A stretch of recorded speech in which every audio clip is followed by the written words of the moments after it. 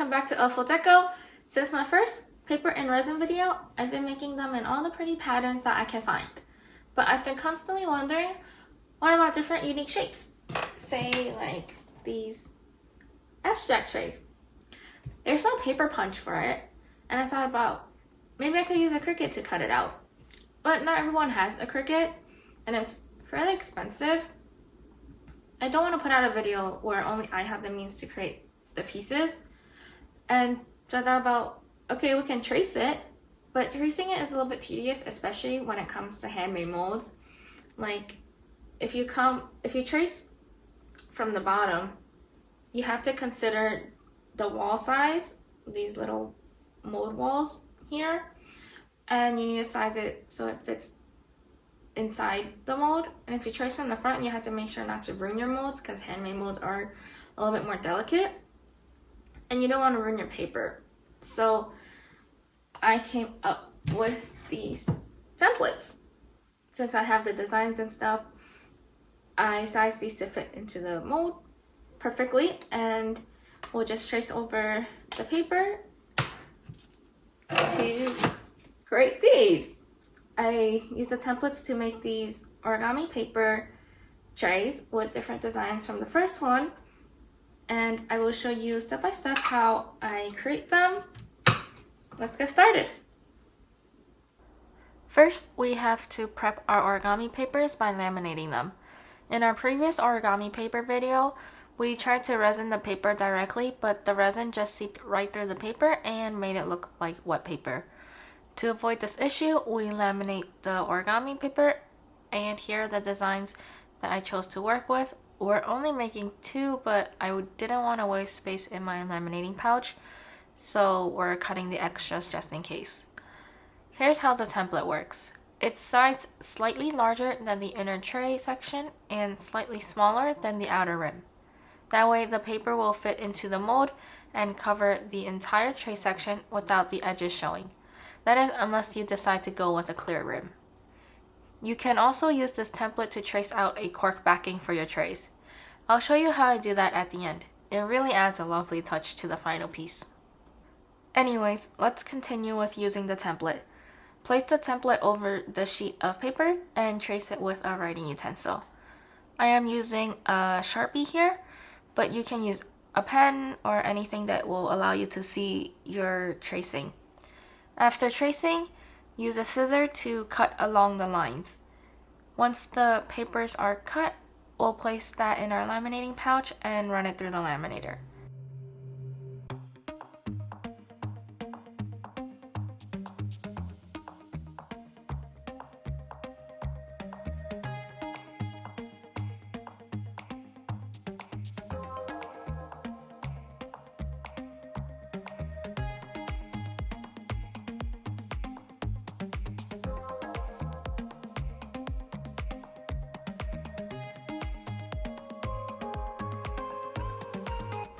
Here is just to show you how the paper fits right into the mold perfectly.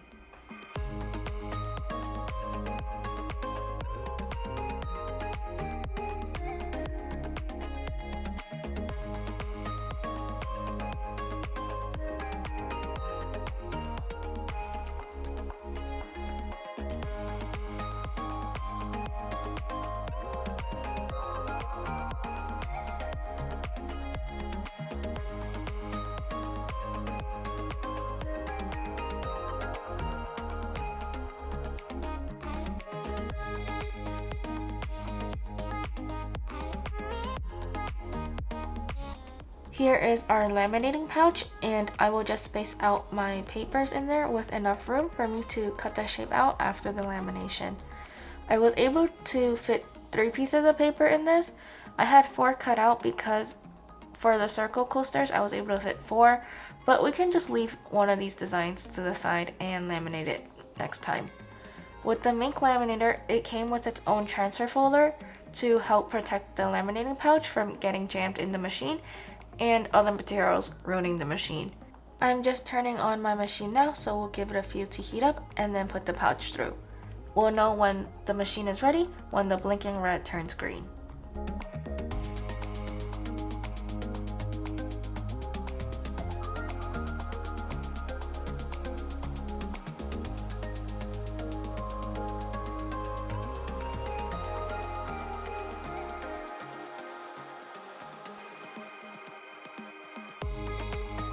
Once that's done, we're going to cut along the laminated paper. There is a small gap between the paper and the pouch, so make sure not to cut too close and create an opening for the resin to seep in.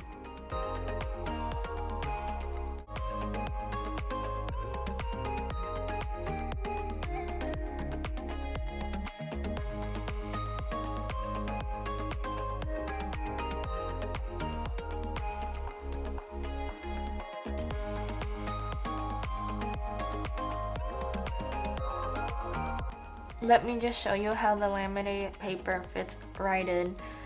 I'm already so excited to make these trays seeing this. I'll cut the last one and then we'll begin the resin process.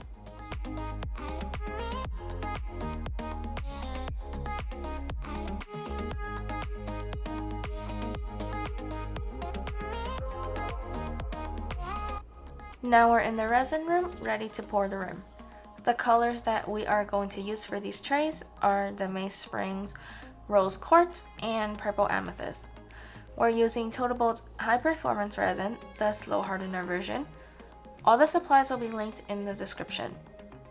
I put a scoop of pigment into my mixed resin and mix it evenly. I just eyeball the amount of mica I use each time. Once the pigment is mixed in well, I carefully pour along the rims. It's okay if I get the resin on the tray though. We'll just use tape to remove it after it cures.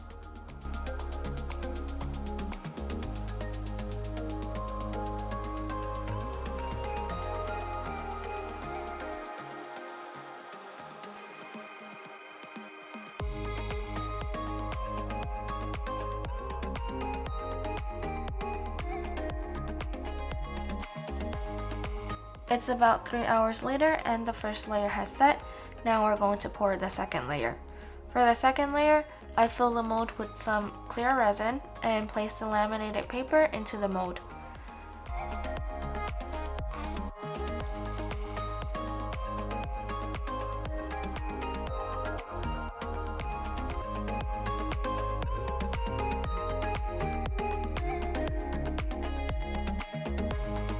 Press the paper in to get as many bubbles to the surface as you can.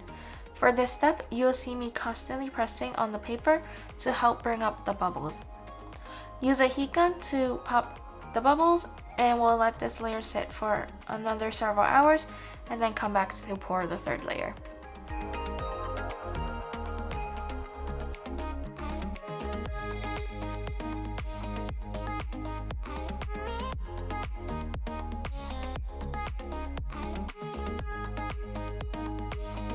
For this third layer, we are going to use the same colors we did for the rims and just fill the mold to the top.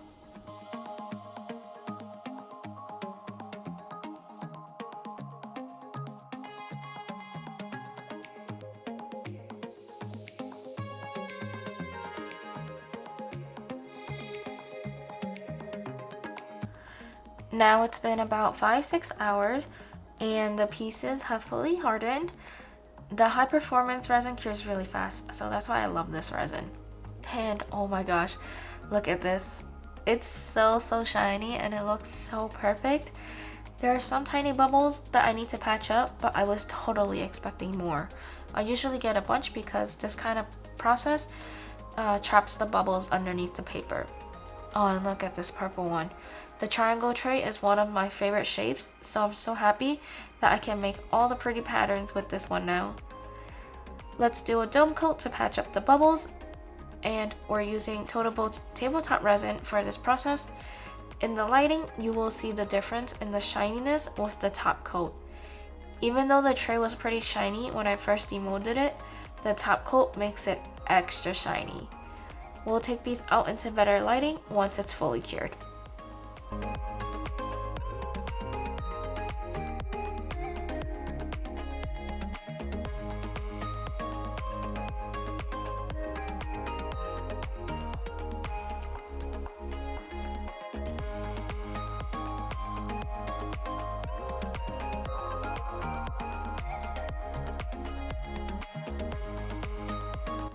Wow, look at how beautiful these turned out.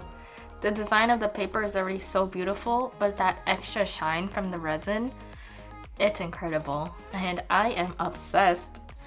I'm so excited to be able to make these in all different shapes and sizes now.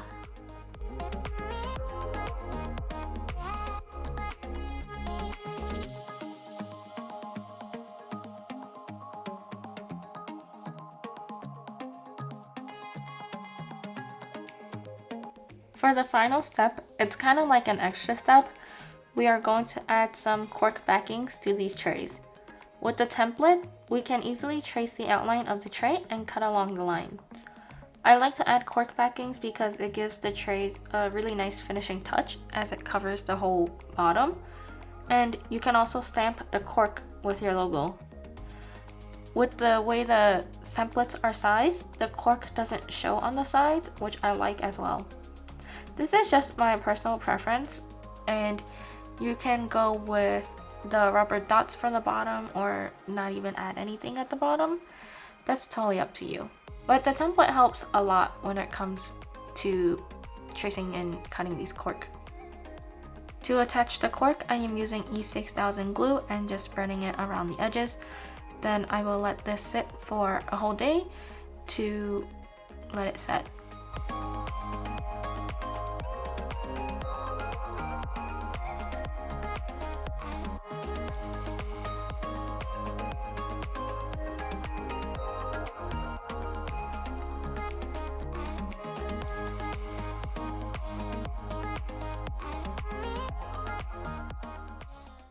Thank you for watching this video. If you enjoyed this tutorial and found it helpful, please like and subscribe. If you are interested in making these trays yourself, I have the molds and the templates on my website, which will be linked in the description. Let me know what you think in the comments, and I'll see you next time.